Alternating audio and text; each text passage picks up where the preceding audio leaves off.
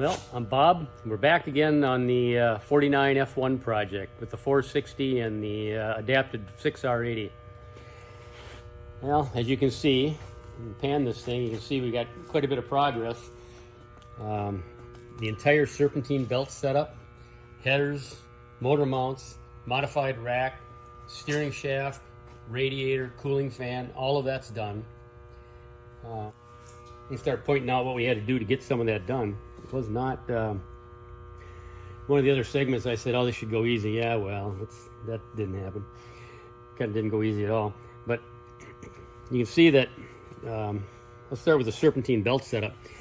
I used this original 508 Sandon AC pump, but since Chevy came out of here and the 460 went in, it's actually quite a bit longer. So I had to lengthen one of the lines. Is all I had to do. Added a 5-inch section of line here, and same with the electric. And then the Sandon bolted right on.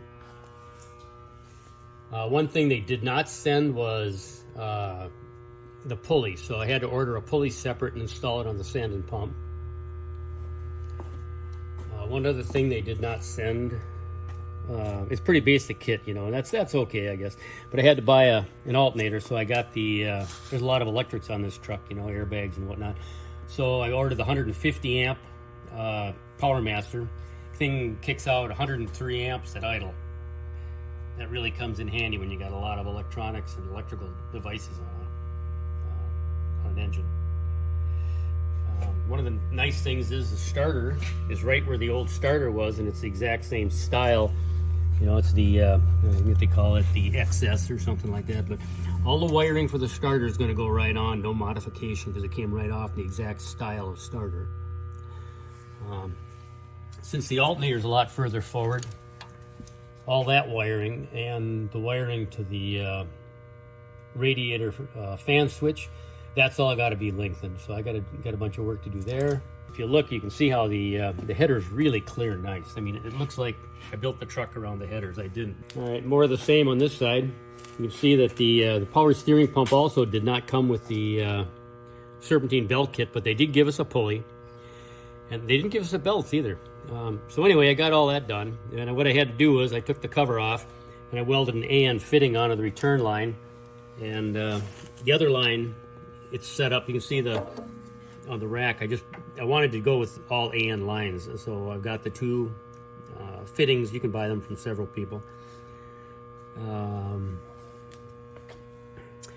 One thing that I didn't realize the first time, on the very first segment, I thought the radiator was going to fit, but when I actually set it in, the back of the fan was hitting the water pump. And the reason why it doesn't now is, you see this well line here.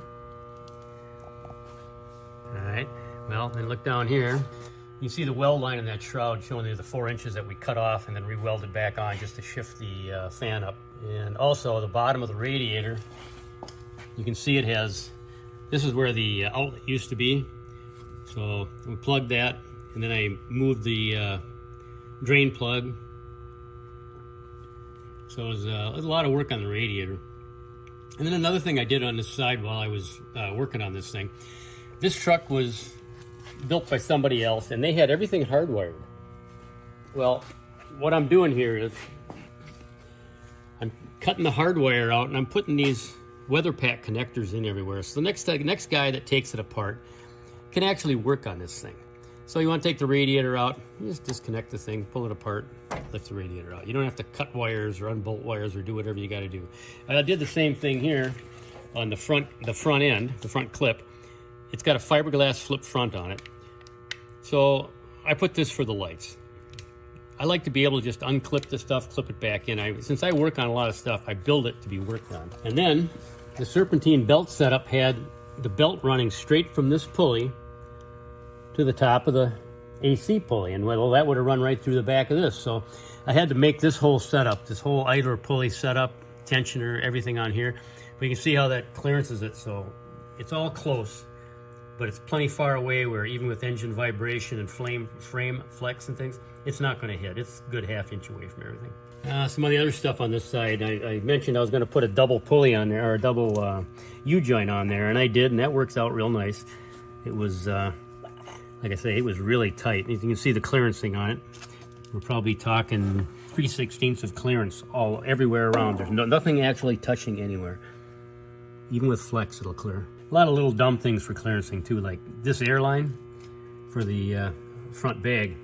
It used to be way up under here, so I had to weld the hole shut, drill another hole, and put it through back here. There's just lots of little things like that.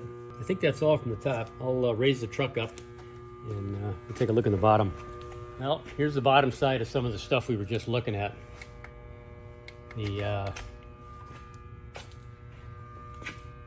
Here's the drop and the gussets for the steering rack on the frame.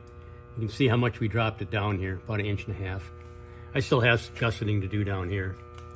And then of course, I'm gonna get painted. We actually have clearance on that oil pan.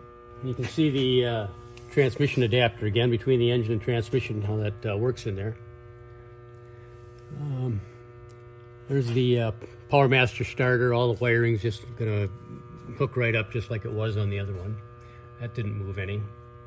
Bend this out of the way a little bit. But there's the rear motor mount. We used the stock Ford transmission mount. And we used the stock 6R80 mounting locations, which is, we got a nice mounting location on it. I kind of like that. Of course, the one thing I don't like is they have this flat flange. So I got the shaft out being built right now. Probably a more expensive shaft than I wanted, just because of what type it is. If you look on this side, you see it's kind of busy under here.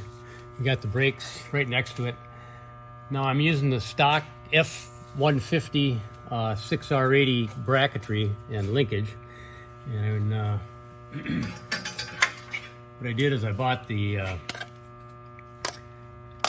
factory Ford shift cable, and I'm going to adapt the shift cable to the low car shifter. That makes it a little easier when you got some pre-made stuff. You only have to adapt one thing. And of course, this is a cooler line adapter, and that one I got out of Bowler. You can see the big B on it. Got the exhaust ready to weld. That's going to be the next thing as soon as a couple more parts show up. That'll all be done next time. It looks real busy from the top, but down here it looks like it's fairly well clearance. So next episode, this will all be ground, painted, exhaust will be on. Hopefully it'll be running. We'll get the next episode will be running. Well, there you go. Thanks for watching again.